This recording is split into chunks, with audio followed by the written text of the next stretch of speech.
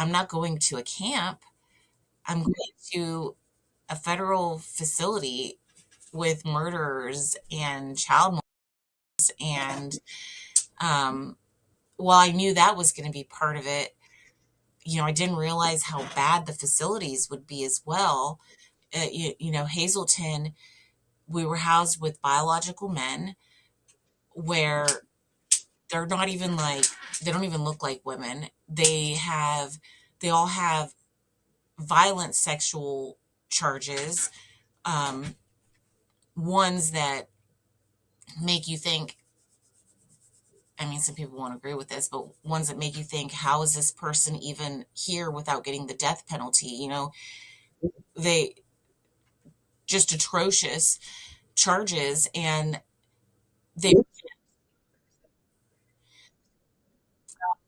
well, there was one man that was in there that was in for buying and selling a 9-year-old girl in a sex ring. Um, there was another one that was a woman that she was actually in there for kidnapping Amish children and sewing them together in their private part of their body and then dumping them into a Walmart parking lot. They called her 300, not because she was 300 pounds, but because she got 300 years.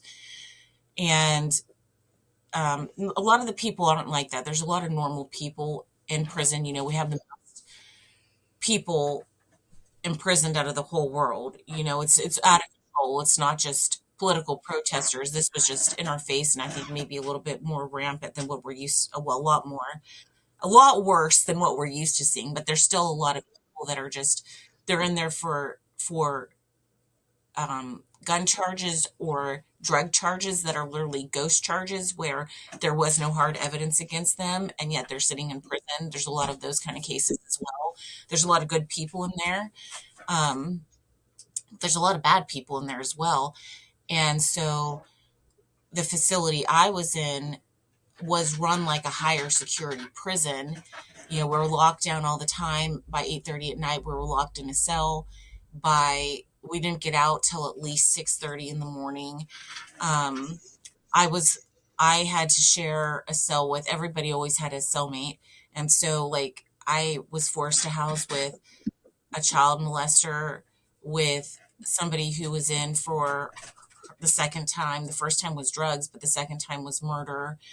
I was forced to house with a woman that was in for arson on a church who was clearly crazy, threatened me with a lock, which is used as a weapon in prison because if you put a lock in a sock, you can beat somebody with it, and it's a pretty dangerous weapon.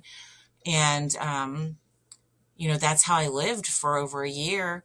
And then with the fear of if they housed me with a male, to get out of that, I would be put in the shoe. And there were women in there that I knew that had been abused by the men that were being housed in there pretending to be women. Um, and nobody was doing anything about it. And I stood in an office with officers there, like, if I give you information, can you do something about these men? Because I don't care if I'm going to be a snitch. If it's on biological men, I'll tell you everything about them. I'll go get all the information. You can bust them. You can look at them on a camera somewhere and do something about it. And, even though they were provided with information, they never did anything about the biological men in there. A lot of the officers were scared to lose their jobs or scared of getting hit with discrimination charges. And I think the answer to that is we'll do nothing. We'll sell our soul for a paycheck and let women be abused. Um, and that was really scary. In fact, it went so far that at one point I was in there with a few other January 6 women, and one of them, well, a couple of us, had reported things to SIS, which is their investigative service, about what the biological men were doing in there. And what SIS did, instead of doing something about the situation, was call the men into an office and then give out names of people that had reported them. And so one of the men came out of the office looking for Williams. Who's Williams? Who's Williams? Yeah, Riley Williams was one of the other January 6th defendants I was in with. And Why would they do that? My mind is still blown. Why? Why would they give out what is supposed to be anonymous names to men who are in for violent charges against women, elderly, and children? It doesn't make any sense to me, but that's how we had to live. And it wasn't just that, but it was the roofs that leaked and caused mold issues. And I'm not just talking a little bit of leaking. I'm talking like in the video visit room, I sat in there one time and the ceiling tiles were falling down beside me when it was raining and there was a flood going across the floor. I'm talking roofs that leak so bad that the sewage backed up, raw sewage backed up into Shelley Stallings, who's another January 6th defendant, into her cell where she's like, she can't walk on the floor in her cell. And she rings the emergency buzzer to get out. And the officer's response to that is, if you ring that buzzer again, you're going to the shoe tonight. So she slept in a cell with the floor covered in raw sewage. Um, you know, Women set up trash cans to catch the water coming in through the ceilings. And, you know, the, not just that, but the lack of medical care. Why are men getting estrogen shots and middle-aged women can't get estrogen? Why are women's teeth getting so bad in there that they won't fill them and they won't give them dental care until it's so bad that they can only pull the teeth? Um, why did Shelley go in with breast cancer and then she had to fight to get breast cancer treatments and she just wasn't treated even though she showed up with medication? That's how bad the medical is there. And we found out that they're getting $55,000 per inmate. And so just at that one female facility in West Virginia, not counting the men's facilities around that one, they're getting over 25 million a year for inmates. And they can't even provide structures that are secure and not falling in. And I get it that it's prison, but should we not have to house them properly and feed them properly and give them adequate medical? And this is one of the things I've had to repent of because, before I was the type of person that said, give them a Bible and a bed. What more do they need? But then after experiencing this and experiencing the abuses, I've had to repent of that because this is America and we need to treat people humanely. Um, it's incredible what's happening. And we have to start asking ourselves, how is this happening? What can we do about it? And where is our tax money going? Where's our tax money going? Who's getting rich off this? Somebody's making a and it's at our expense. It's our paychecks, money they're stealing to abuse people.